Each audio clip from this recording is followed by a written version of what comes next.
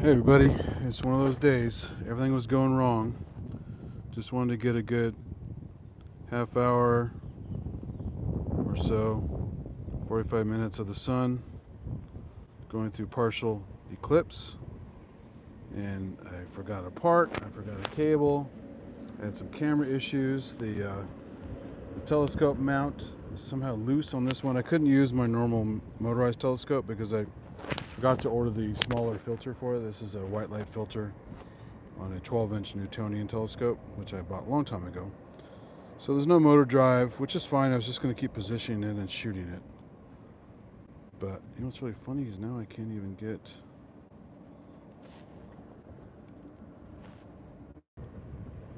Bear with me while I hunt for it. It's just, if you saw all the shit that went wrong, it's just hilarious. This one stupid thing I did. I'm just trying to find the sun again. Because this is not a solar telescope. It does not have a proper solar finder, which you can buy for, $50 to $100. I didn't do that. I don't have the filter for my motorized one, which would have been slam bang set up and let it run for an hour with no problems, etc., etc. But I don't know, it just wasn't in the cards. So if I can at least, I got a few pictures, but if I can at least get the video to line up again, you guys can actually see what I'm trying to show you. I'm having a bitch of a time finding the disc again. Come on. Where'd you go, son?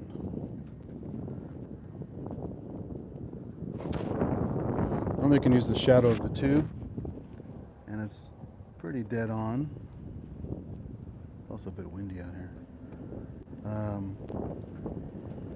Yeah, it's not being nice to me today. I have to earn this one.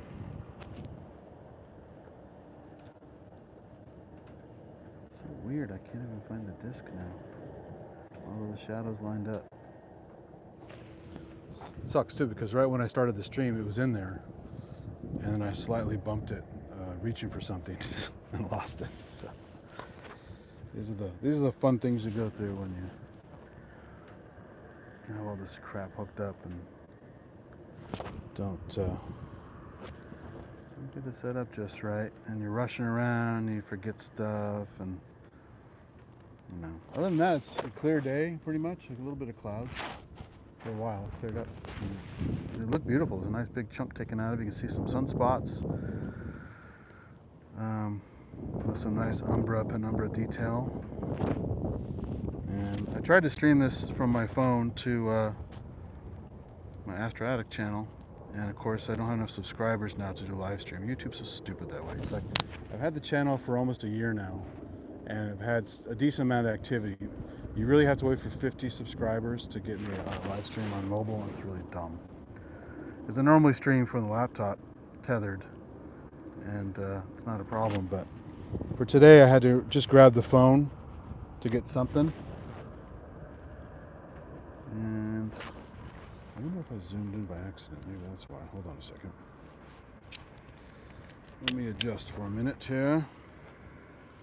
This is now loose. That's not good. Now I got phone off so I can browse quickly. Eyepiece all figured out. Still got about, I think, half an hour eclipse. So I was going to catch the whole thing anyway. I just wanted to catch a good piece of it. And I think it has a half hour left or so.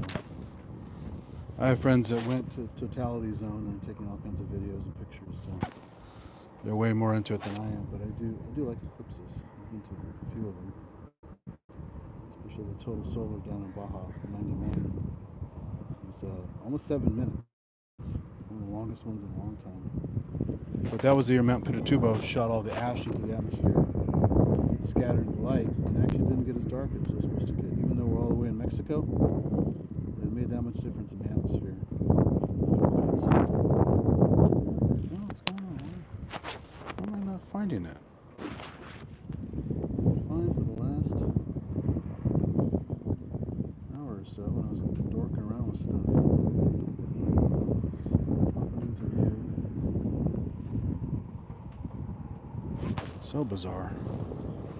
And I was trying to collimate the thing, and the mirrors on the primary mirror and the secondary mirror, and it's just like, it's close enough. So it turns out the images look okay without full collimation. I didn't bang this thing around much since I used it last. Although I was pleasantly surprised by the focuser slipping like crazy. And it was working fine last I used it from what I remember. So now I'm stuck using this manual pull up, push down screw lock method, real primitive, to get focus and to hold it. Because the Crayford focuser is slipping big time. What the hell is the damn? I swear I'm just having a bad day.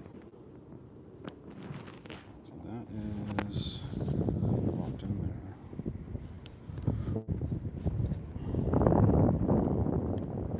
Let me make sure. Sorry, it's real exciting looking at the ground. Here's some not carpet, right? Some asphalt. I was trying to make sure that I got a lock on the. Okay, so I'm at the furthest zoom of that. That's good. I'm using a zoom eyepiece, and it's cool until you put a balanced weight on the end of it, and it starts to pivot from gravity. You start losing your stuff. So come on, sun. Where are we? Where the hell did you go? I'm at full zoom out. You should have a pretty big object. Not too big. If I zoom in too much, you'll be like looking at sunspots and you'll never find this stuff.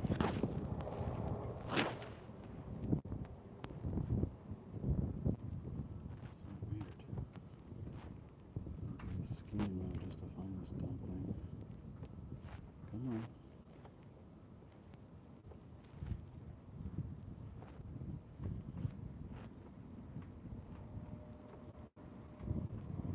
The joy of a manual telescope. It's great in the night sky when you know what you're doing, but during the day when you have no reference other than one bright object that's significantly dimmed from the filter,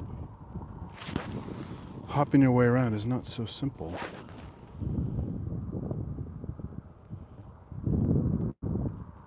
so bizarre. Why is it not finding it?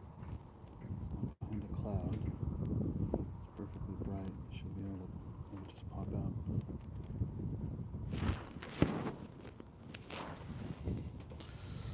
Tells me again I should have invested in that stupid solar finder for $50.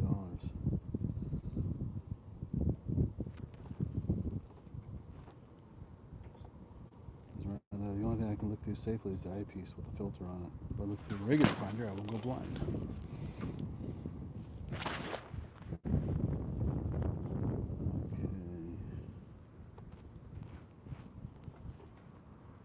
Unbelievable.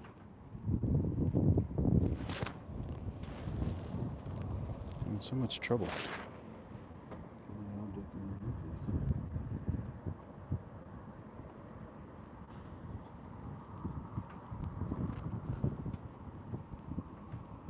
It's a very exciting stream. Looking at the parking lot. Sorry, guys. Like I said, it was lined up right when I started the stream, and then I bumped it. I lost the object.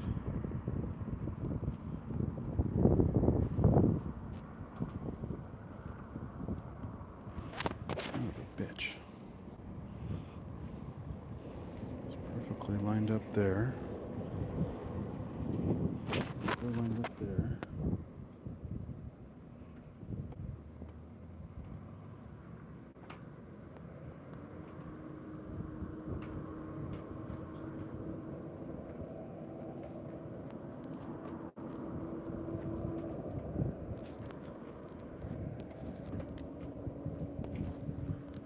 The tricky thing is, even with the motorized one, once I get it set up, it will be easy, but sometimes to get it found without a shadow trick or a special founder you can't really use the computer because you still have to calibrate your position based on a known star or two.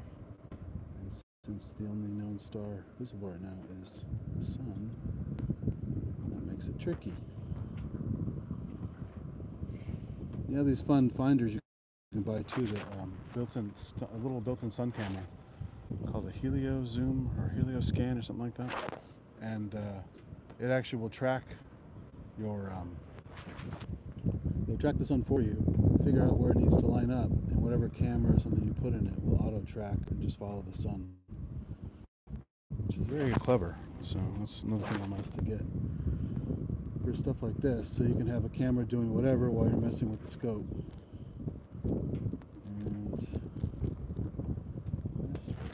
why is it not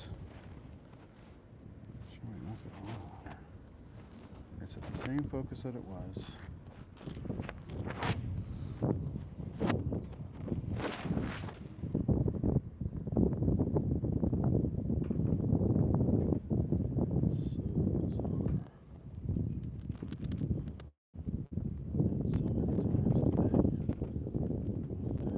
And trying different cameras, realizing I didn't have all the parts I needed. So the cell phone was the way to go. Now, trying to get the most. Oh, wait a minute.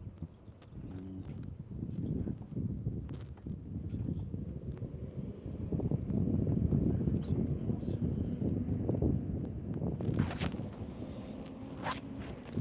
Very silly. Very silly. I think it's right about that angle there. Oh.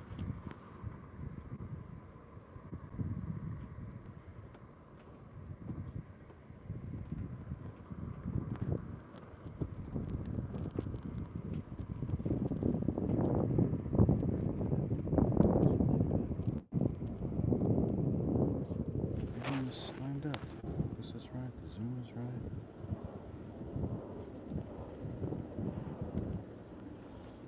All the way out. I'm sure with this thing. Oh, this got loose again. So now we're at 24 millimeters.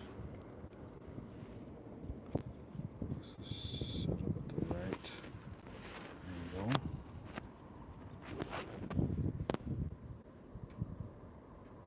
It's not my day today. Not my day today.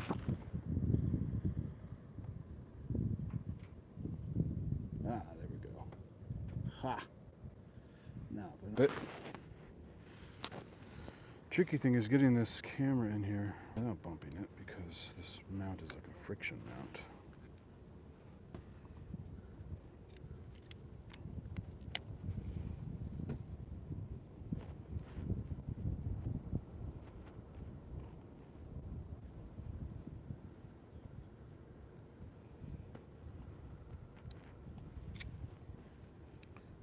YouTube's control of the camera is pretty shite. Can I zoom in there?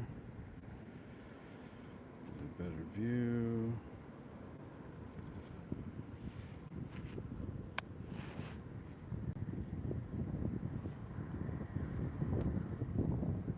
There you go. There's a bite taken out of it. Now if I can lock this in and adjust a little bit more, you can see the sunspots there. So this, I don't think there's any dust. Yeah, you can see if any dots stay static on the thing, that's dust on the eyepiece or the mirror. Not mirror, but eyepiece. But you can see there's a small group almost in the middle of the sun. I've been looking at that one off and on. Looks very nice at the... I don't think I can zoom in on this guy and use it properly without losing focus, but maybe I can. You can kind of see it a little bit there.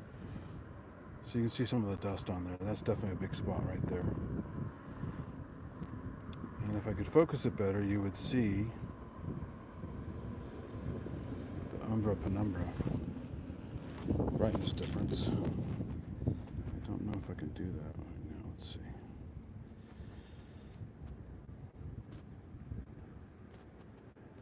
Sharper edge on the disc.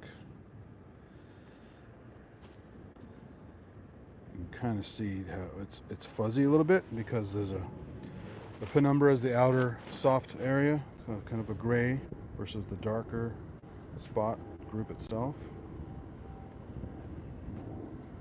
I'm also getting an internal reflection there. You can see that little circular thing I'm not sure what that is exactly, but hey, it's a camera bolted to an eyepiece. So this is the way it's going to be today. So if I zoom back out, you can see I'm pretty much at the magnification where the sun fills out the field of view. So I still have a nice big chunk taken out of it. There's just some smudges there on either on the camera or on the eyepiece. And the auto camera is kind of doing what it wants to do, unfortunately. So I have, again, YouTube. I bitch all the time about YouTube's camera control. It's pretty awful. Just want to make sure I didn't put any smudges on that filter. This is kind of an expensive filter, so my plan is to get a proper filter like this for my portable scope I use for all the shows on SynthAddict. But I didn't have that ready, and I screwed up somehow getting all my shit together for the mirrorless camera I was going to use today, that I normally use for streaming for the night stuff. So here you go. So as you can see, it's moving. There's no motor on this telescope, so I have to constantly. What I was going to do is get a few decent shots over some time and stack it. Stack it to get it aligned properly, and then make a little animation. But since I got started so late, other than taking a few random pictures, that won't be a very interesting animation. So it's gonna use the stream as it is to document it, along with a couple of pictures I took.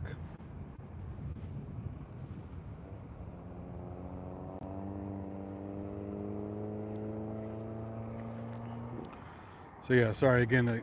Because it's an iPhone bolted to an eyepiece, you're getting reflections, you're getting weird artifacts, some halos and stuff. You're also getting not the best focus you could get, and you can see that when I zoom in.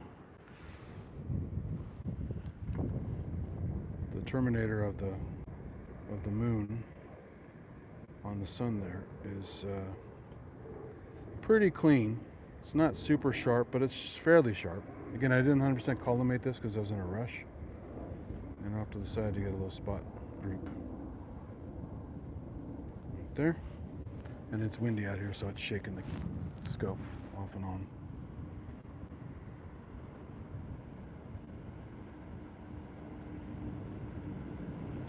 And if you guys don't know about sunspots, it's funny because the incredibly hot regions of the sun, like most of the sun is, except the hottest part is ironically the corona on the outside of the sun.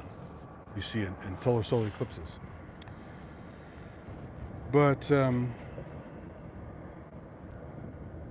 know, it's certainly very, very hot all the way through the sun, and even these sunspots are incredibly hot, but they're just enough temperature difference to appear black against the sun itself. That's the funny thing about it, is it's not a cold spot of the sun. It's just a little colder than the rest of the photosphere you're seeing right here. So this white light filter, you can only see the photosphere. So that means sunspots and not much else. You get into hydrogen alpha, into the chromosphere, and you can see the prominences on the edge. Looks like little flames flying off that could be like several Earths across. You can have prominences on edge coming at you that look like these kind of filaments or snakes, they call them. Kind of shadowy because they're wispy on edge. You also get granularity of the sun, which is showing the convection currents, columns of hot plasma going up and down in these magnetic loops.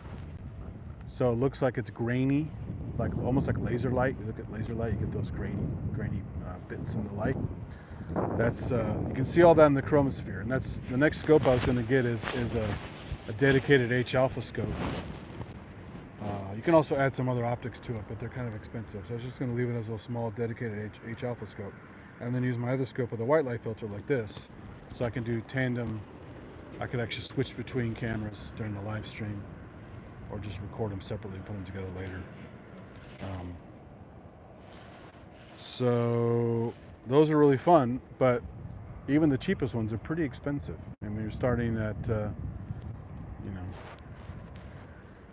for the price of a Mask 1, you can get a basic telescope for solar. That's pretty small and has some upgrade potential, but not that much. And then when you get dedicated solar scope with all the bells and whistles, where you can use bigger optics and swap out parts and make everything custom, those get into the $5,000 range, $3,000 to $5,000 range, which is, you know, for something I'm only occasionally doing, I'm not gonna spend that much money. It's too much. If it was my only hobby, of course, it's no big deal. But so too many other hobbies with cameras and music stuff and microscopes and all that kind of shit. It's too much. But anyway, that's what you're looking at. A couple companies, Orion bought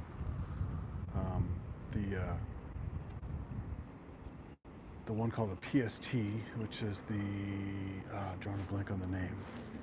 It's Personal Solar Telescope.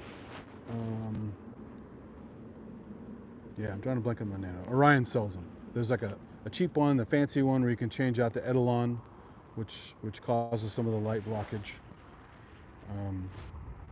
And you can do a double Etalon, so you can get this double stacking thing where you can actually have more detail, but also less light available. So it's a weird. You have to have you generally want to do that with a bigger aperture. These little 40 millimeter ones are pretty cool and portable, but you know, you can't do too much at 40 millimeters. It starts to get fuzzy, or you're losing details. You can't push it too far. But that's something I'm going to get one of those, and you can get one of those with some good upgrades for like around maybe 1,500, something like that, maybe a little more. Problem is, there's one company that makes the most preferred one for that size. They're custom ordered, so you have to order it and wait like 2 months for them to build it for you, maybe longer. There's usually a wait list. So we'll see how that goes. That's why I don't have one yet. I was going to get one knowing this eclipse is coming up. Since I missed the last one, I was just doing some goofy experiments with pinhole cameras and stuff, and a couple iPhone shots of the last eclipse we had like this last year. But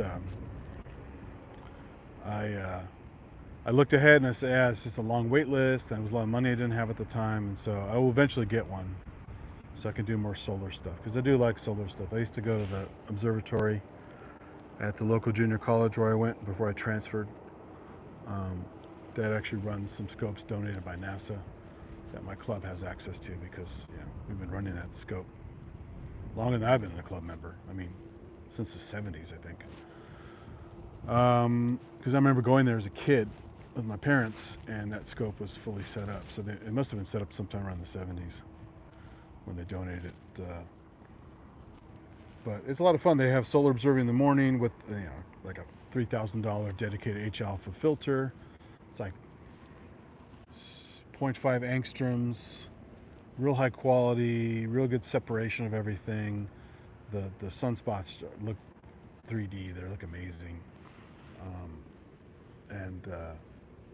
They, of course, all the granularity, all the prominences if they have any, stuff like that. And at the same time, they usually run a tandem scope in white light, so you can jump back and forth and compare the views.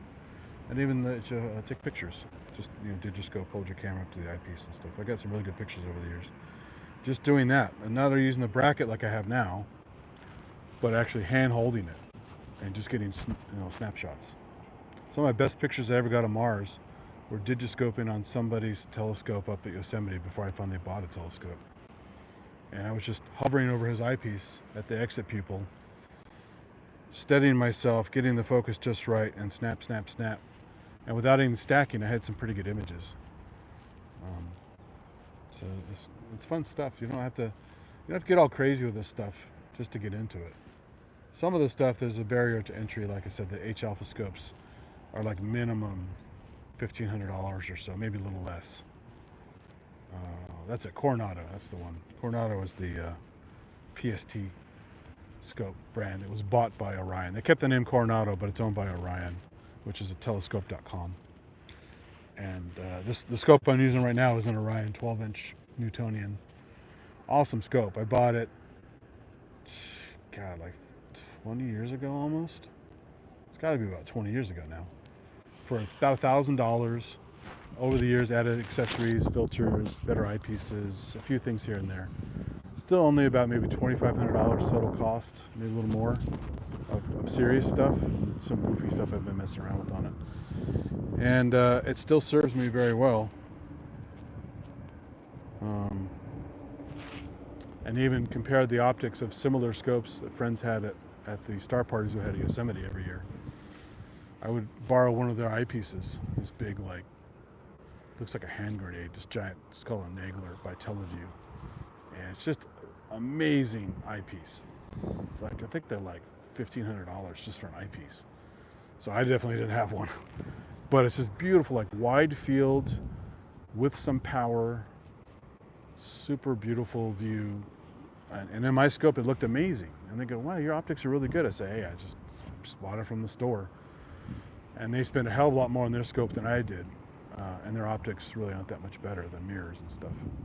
So I got really lucky with this scope. It's treated it well. It's been through a lot. And no need to buy a new one. There's a go-to feature on it, a primitive computer with some sensors in it that I've used on a few nights just to try out when I first got it. It had trouble calibrating. Once you calibrated it, then it was actually pretty good. You could actually point an object and even say, there's a what is this button? And it'll tell you what's in the center of your eyepiece pretty reliably. So it's like, let's see if it guesses this one. Oh, look, it actually got it. Stuff like that. It's fun. So for beginners, it was a nice thing to have, but I already had the sky mapped in my head from doing things manually for years through the club scopes. So when I finally bought my own scope so I could be mobile, take it anywhere, I was already, didn't really need the computer. But it is fun to look up stuff in the computer once in a while and find stuff I'd never looked at before. And if it's already calibrated and just go boom, boom, boom, it goes, the motors go and go point to point, I can be lazy. So I can see why people like to use them for star parties. But I still like manually doing stuff myself. And that's what's great about this scope with the full manual control. I'm just grabbing this knob on the front of the scope, and it's basically an alt-azimuth mount on a Lazy Susan. And you just basically go whip it around the sky really quick. I can go complete opposite parts of the sky and find something that people are already enjoying it while someone's still going with their motor across the way. So for star parties, it's very fun. It's super fast. I had trouble finding the sun earlier just because, they have no landmarks. I'm basically dead reckoning based on a shadow of a tube and no other thing to go off of except when the sun finally pops into view.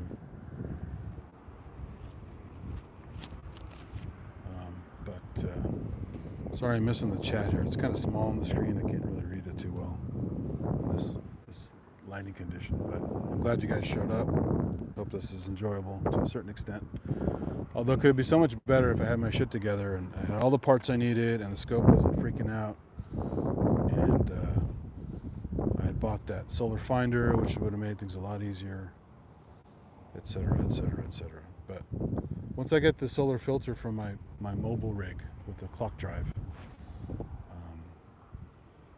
I can do this kind of stuff and more on random days here and there when the sun is doing. Because basically you just take a piece, those aluminized Mylar glasses, which again, I can't find my pair of those either. I'm totally disorganized for this event. I normally have a little glasses case that I kept aside and put my aluminized Mylar glasses in it. I had the same pair of those glasses that are just cardboard for like 15, 20 years because I only use them once in a while, put them back in the case, and they're totally safe. I never perforated them, never crunched them up, never got them wet. And so the one pair of glasses that's like $5 lasted me forever. But now I misplaced it. Who knows what the hell it was. So again, back when I was looking at the solar telescopes, I should have bought a few pairs of those glasses before this event. So at least I have a pair, because it's fun to, without having to look at the scope, it's fun to just basically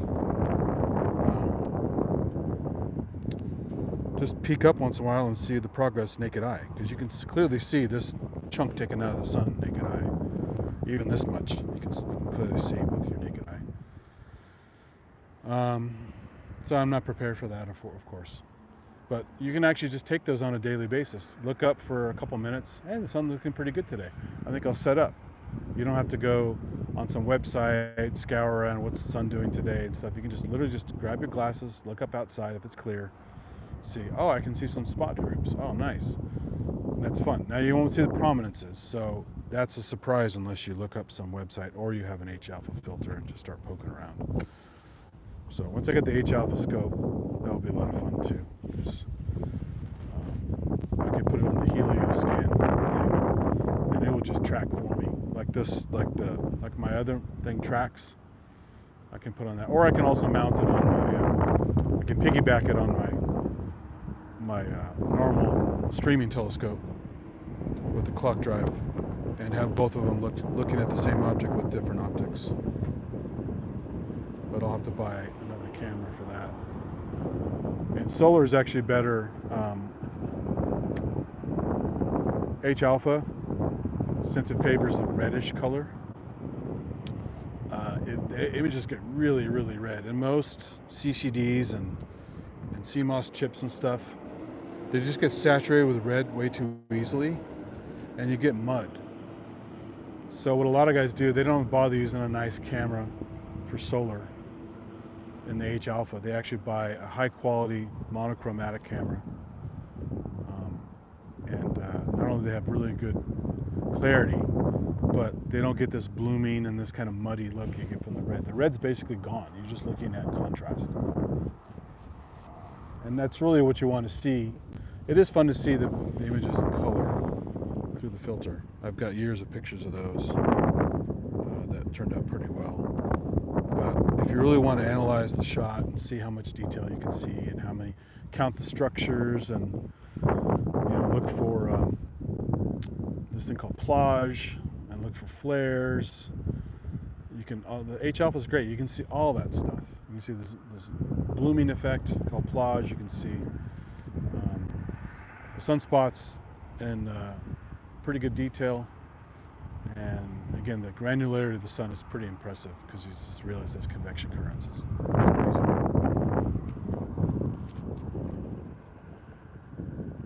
So I'm not seeing any new spot. I think, is that one over there? Yeah, so you can see the dots that don't move when I wiggle the scope. That's junk on my optics. So right now I'm only seeing, at this magnification, I'm only seeing that one little spot group near the center of the disc. I could have sworn I saw someone I looked earlier, but it also could have been some dust. I didn't do the wiggle check. Yeah, we're almost done with the shoe. It's almost over.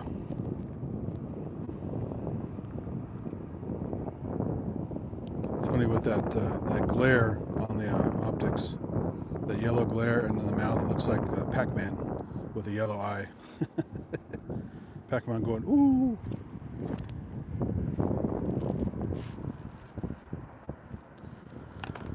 So, anyway, this wasn't a total loss. At least I got something out of it.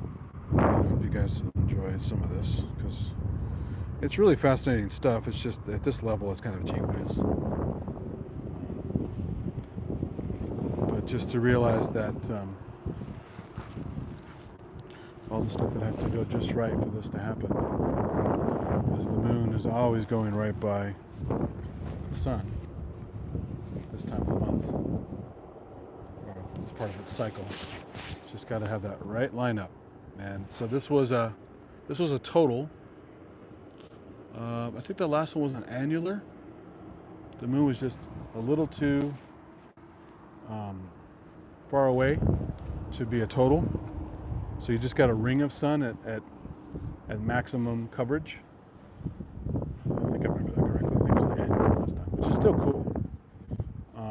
So when I saw it last time, it looked pretty much just like this from here, because again, we're not in the path to totality or annularity for either of these. In fact, I don't think we got a total one for a long time. My first video I did with just a video camera bolted to the same setup, which I might never even upload it. I should go look for that. It's actually turned out pretty well. I was working at the Palo Alto Baylands in the Nature Center, getting back to microscopes and doing demos and interpreting nature for the public and stuff. And I was like, oh, perfect. There's a solar eclipse later today. I'm already working there. It's beautiful out there. I can sit there and just enjoy the nature while I'm waiting for the event to happen. It happened pretty much 30 minutes after closing. So I had everything all ready so I can just go boom, boom, boom, run out of the place, get to my car. When things aren't acting crazy like today, even this old scope that's kind of big and clunky, I can set up in 15 minutes, usually 15, 20 minutes. Get it collimated, get it ready to go. And then, so I was able to get pretty much cover that whole event. It was just a partial eclipse. Is that an eclipse? Oh, actually, no, I got it all backward. It was a transit of Venus in front of the sun. That's what it was. So I got set up for that.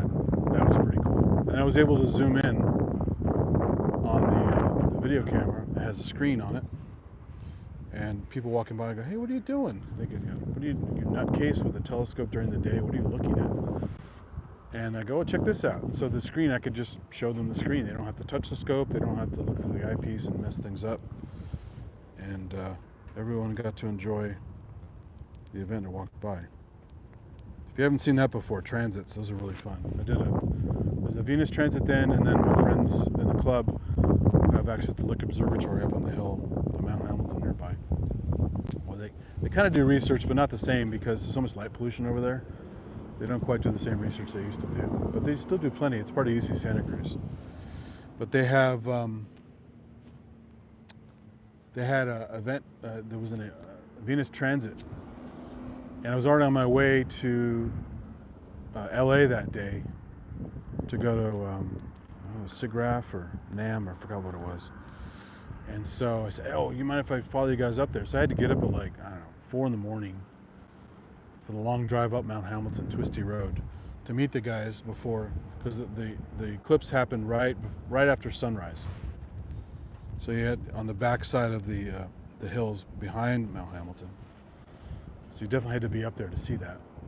You couldn't see it from, couldn't see it very well from the ground because it was behind the hills. So from here, we have sunrise much later because it has to clear the mountains. When you're on top of the mountains, you can really see down into the early part of the sunrise. So we got all set up, got my pictures done. These guys were taking really awesome pictures with their more professional gear and expertise. Had a nice trip with that, and then went straight to LA from there to whatever event I was going to. And then had my scope with me because I was already planning to go to Yosemite on the way back to do some astronomy for several nights up at Glacier Point, or whatever I could get to if the road is closed, like Washburn Point is a pretty good one.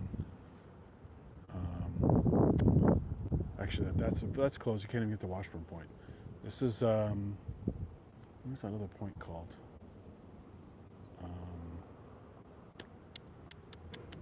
Olmsted Point, that's what it is. Way across the valley. You can see the backside of Half Dome from there. But it's a nice open area, and if it's not too windy, you could still get a pretty decent view. Not as nice as Glacier Point, because Glacier Point is somewhat protected. It's not so windy there, if it is windy at all. Olmsted is very exposed, so if it's windy, you're like not only getting cold as hell from the cold wind whipping through there, but it's going to shake your instruments and stuff, so you're not going to get the most stable views or pictures or whatever. Here, we're in the last few minutes here. Look at this. It's almost gone. Almost gone.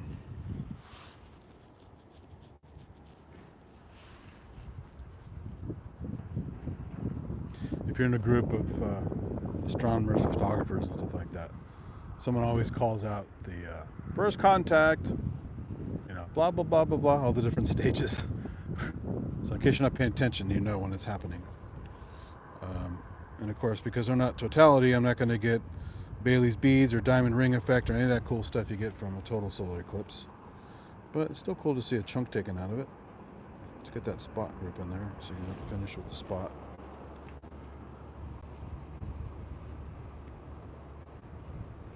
Like I said, I could mess with the focus a bit more, but at this point it doesn't matter because the image is shaking with the wind, and it's not a prime image through a bolted on camera anyway.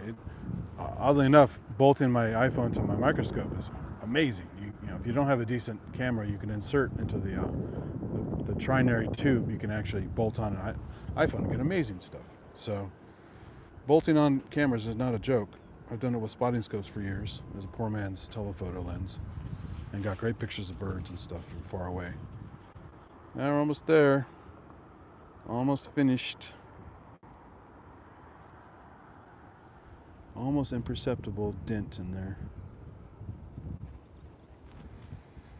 Adjust it one more time. It should be enough for it to finish.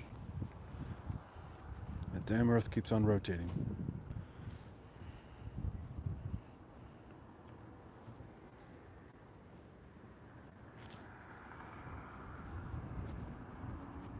I think it's done.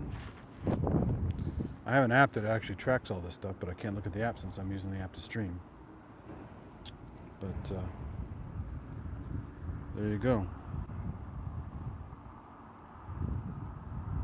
I think it's done. Or so imperceptibly still there. Can't tell at this view. But I think that's an eclipse, everybody.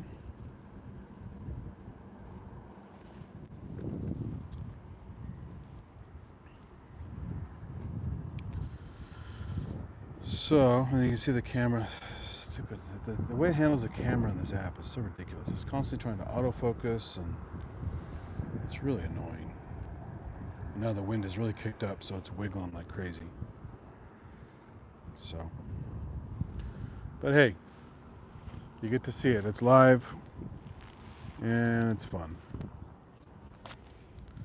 So like I said, I'll be doing more of these off and on. I'm gonna definitely have to buy a white light filter first for my other scope. Just it's a hell of a lot more portable than this, and with the motor drive, I don't have to keep moving this damn thing to counteract the Earth's rotation, just like I did right there. And then I'll eventually get a damn H-alpha filter as well, H-alpha scope, because the dedicated scopes end up being cheaper than buying a high-quality filter by itself. Because they're just small scopes. I mean, they're just aimed at doing just that. They're unitasking scopes. That's all they do. You don't have to, once you've got it set up, you don't have to adjust anything, attach anything, except for a camera. It's just plug and play. Whereas if you have a compound system, it's a big pain to have to adjust this, tweak this, write down the settings for this one on this scope versus that scope, and it's also, like I said, a lot more money when you have the parted out scopes like that. All right, well, with that coming to a close, and I got to go do some more stuff. Thanks everybody for showing up. Again, it's truly a half-assed show because everything fell apart, but I was at least able to still get an image on the stream, talk about some shit. Hopefully you guys found that interesting. And you got to see a sunspot group, and you got to see the little bite taken out of the sun going away. Good stuff. So I'm going to call it there. Thanks everybody. I'll see you soon. Keep watching the skies.